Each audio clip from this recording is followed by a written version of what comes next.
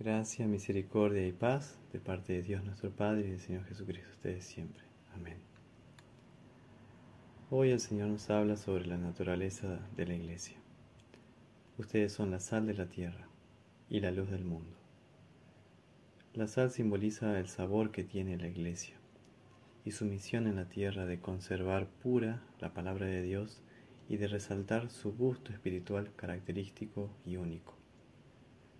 La luz añade que la Iglesia ilumina con el mensaje salvador de Jesucristo, la luz del mundo, pues Él es autor de la luz de la fe verdadera, la fe en el Señor crucificado y resucitado por nosotros, aquel que venció las tinieblas de la muerte con su luz admirable. A pesar de que a veces no nos sintamos aptos para ser sal y luz de Cristo, recordemos que, por gracia, Jesús nos llama como Iglesia la sal de la tierra y la luz del mundo. Veamos el concepto de ser la sal de la tierra. En el tiempo de Jesús se juntaba la sal a orillas del Mar Muerto, la misma región donde la esposa de Lot se había convertido en una estatua de sal siglos antes. Esta sal era rocosa o fósil, y a causa de sus impurezas, la capa exterior generalmente no tenía sabor. Jesús en Mateo 5:13 también habla de esta sal, que se descartaba por ser inútil. Y la sal que sí servía, había que usarla pronto, porque la sal del Mar Muerto pronto adquiría un sabor rancio o alcalino. La sal se usaba por lo general para conservar y sazonar los alimentos.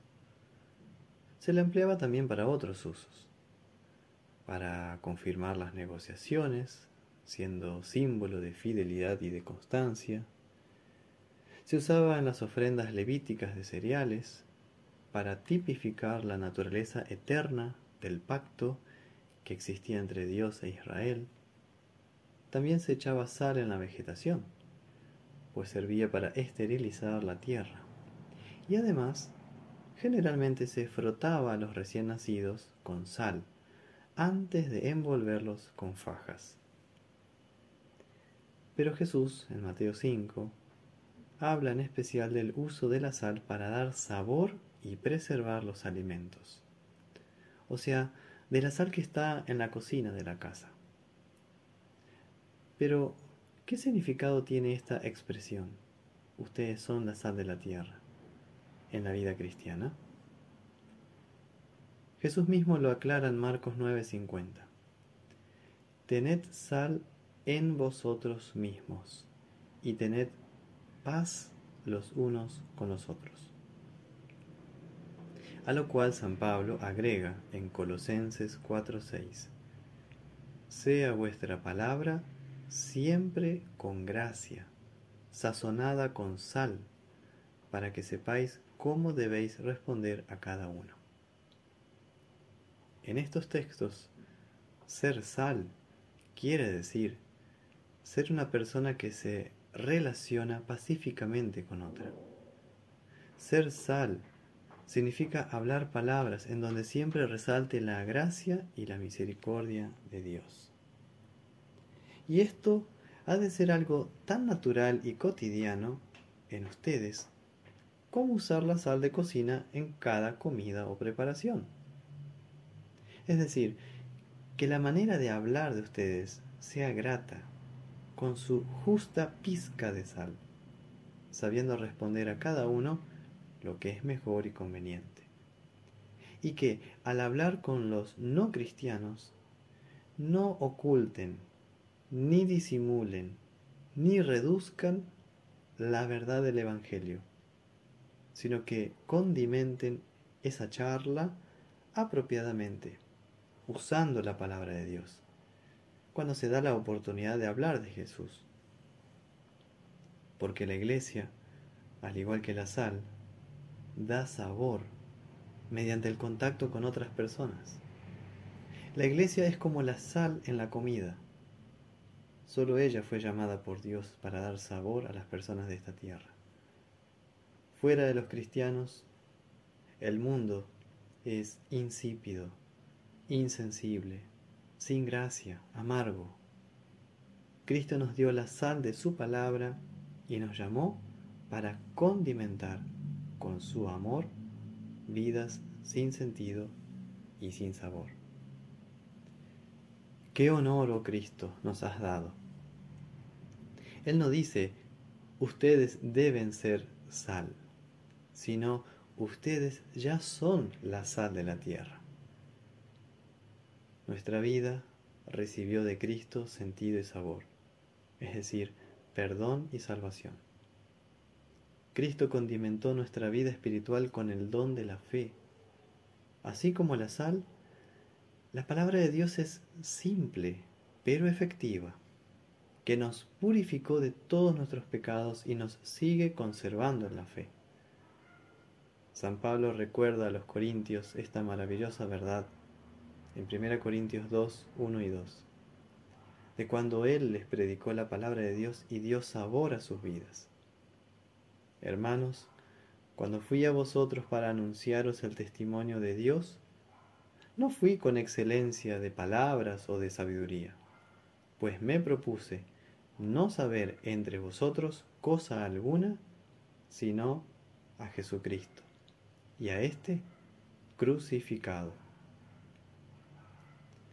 Pero si el cristiano pierde su sabor a sal en Cristo, no se lo puede suplir con nada.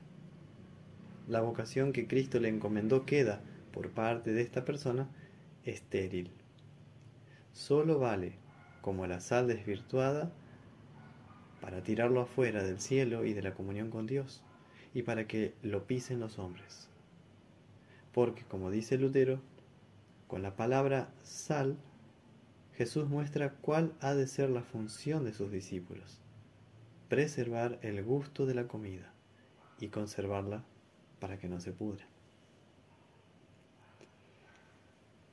Pero Cristo también añade un segundo concepto: vosotros sois la luz del mundo. En el tiempo de Jesús, cuando el sol se ponía, la puerta de la casa se cerraba. Entonces se encendía la lámpara. Si un viajero retrasado pasaba por el pueblo, buscaba ver la luz en alguna casa. Entonces sabía que ahí había personas, había vida.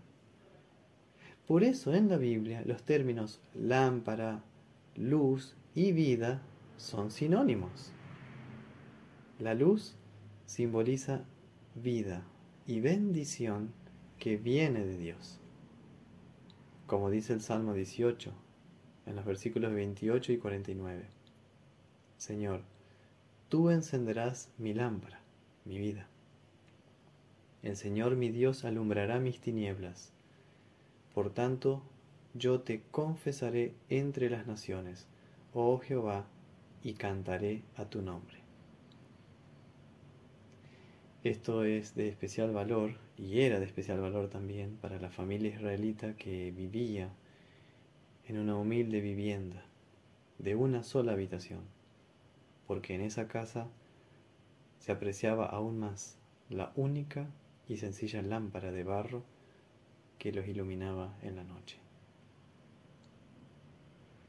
La luz tiene que ver con el gozo, con la bendición y la vida que viene de Dios, en contraste con el dolor, la adversidad y la muerte. Significa la presencia y el favor de Dios, en contraste con el juicio de Dios contra el pecado. La luz es lo contrario a la oscuridad, es lo contrario al mal. Dios es luz, no hay oscuridad en Él, no hay maldad en Él. Y los cristianos somos hijos de luz. Pero, por otra parte, nos dice la Escritura categóricamente que el hombre natural, en lo que se refiere a las cosas espirituales y divinas, es tinieblas. La luz en las tinieblas resplandece, es decir, en el mundo tenebroso y ciego que no conoce ni procura a Dios. Y las tinieblas no prevalecieron contra ella. Juan 1:5. Recordemos que la luz de Cristo brilla con luz propia, y nosotros fuimos iluminados con el Evangelio de Cristo. Por eso en el Catecismo, en la explicación del tercer artículo del credo, cuando confesamos creo en el Espíritu Santo, confesamos esto: creo que por mi propia razón o poder no puedo creer en Jesucristo mi Señor, ni venir a Él, sino que el Espíritu Santo me ha llamado por el Evangelio, iluminado con sus dones, santificado y conservado en la verdadera fe. Ustedes son la luz del mundo, les dice Cristo. ¿Qué significa esto? Que la luz del Evangelio, del amor de Dios en Cristo, ha entrado en nuestras vidas oscurecidas por el pecado. Que Cristo es la luz del mundo y por tanto es nuestra luz, que iluminó nuestros corazones, perdonando los pecados y dando vida eterna. Que, siendo luz en el Señor, somos enviados al mundo con la misión de ser portadores y mensajeros del Evangelio, en un mundo lleno de oscuridad. Que la naturaleza del cristiano es brillar en otros con la palabra de Dios.